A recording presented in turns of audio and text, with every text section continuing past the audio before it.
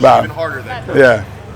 Has nothing to do with yelling, although I did yell a little bit. It had more to do with an upper respiratory deal. So, but y'all go ahead, guys. What do you feel like you've learned about your group this spring during the course of the practices? I mean, I think we got some young guys that are extremely talented. You know, we need to work on consistency. You know, we'll have one period where we look really good, and we'll have one where we don't. And I think that just comes with reps, because we do have some new pieces out there. But very excited about the overall like energy people bring. The leadership has been really good. People getting on to people, correcting, taking coaching is huge, and so it's a really unique group. I know they're young, but they're excited to show what they can do. It's a young receiving room, obviously. At boundary receiver on the outside, who beyond Trader and Daniels do you feel like I can put in a game, play a lot of snaps, and we'll be able to win with? Is there anyone else in that boat right now outside receiver positions? Well, we got a long way to go. And so I'm not talking about at that position. I'm talking about before we get on the field. But honestly, like watching guys play, I mean, all those guys have made plays at practice. And so making plays at practice is a little different than making plays in the game. I mean, Nye's been here a while. You know, he made a couple plays a day. Josh Moore's been pretty consistent throughout camp. Dalen Upshaw's been consistent. Hopefully when we get to that point where we got to play with the lights on, we have 4 or 5 guys that can make plays out there. And slot with Ray and Malachi. How is that battle? Are they very comparable, do you think, in ability?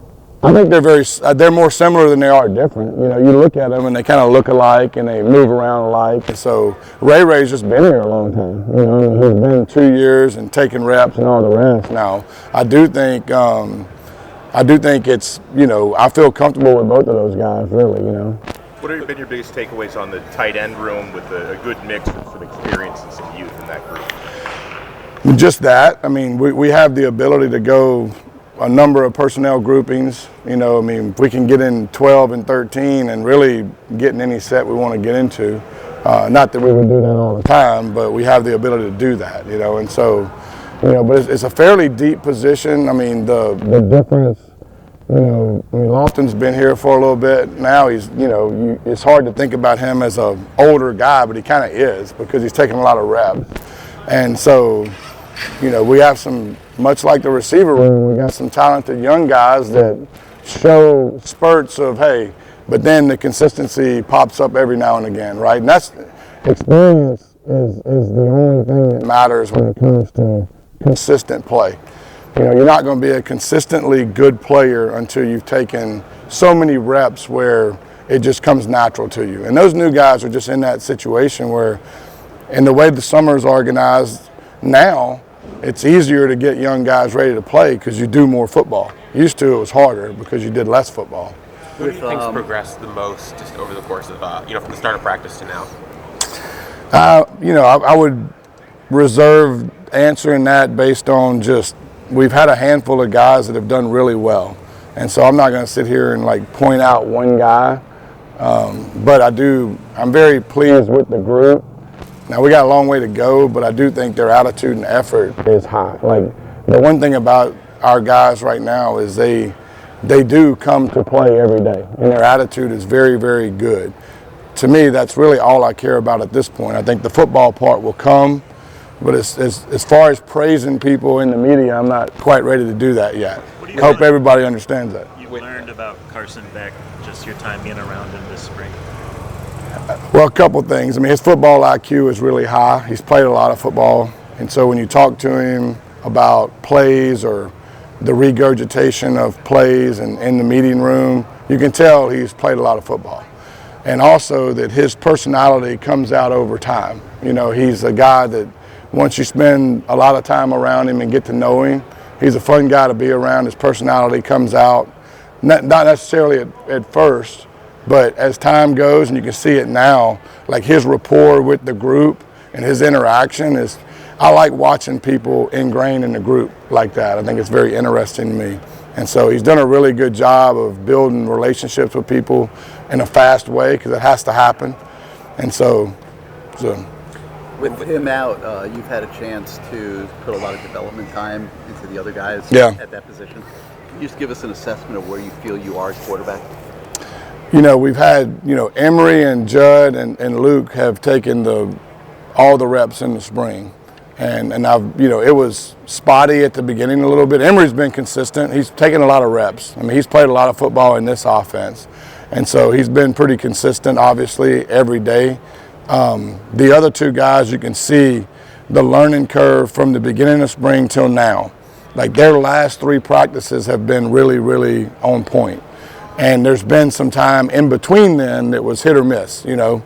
And so I've been pleased with those guys over the past week and a half, 2 weeks, to be honest with you. And their sense of urgency has gotten really high, and we're doing a good job of putting the ball in play, understanding where the trouble is on specific plays, and staying out of negative plays, which is the key when you're a young quarterback, is like being able to decipher the trouble spots in certain concepts. How has Emery bounced back from the bowl game experience? Oh, he's been, I mean, Emery's got a strong mentality, you know, and so, you know, he didn't play overly great in the bowl, but he didn't play that bad either. He missed probably a couple of throws he could make, and so ultimately his mentality is, he's got high confidence in himself. With Luke, if I remember right, you said earlier in camp that, you know, things were moving quickly for him, which Yeah. makes sense because he's, you know, brand new to college. How has maybe the game slowed down for him a little bit over the course of, you know, 14 practices?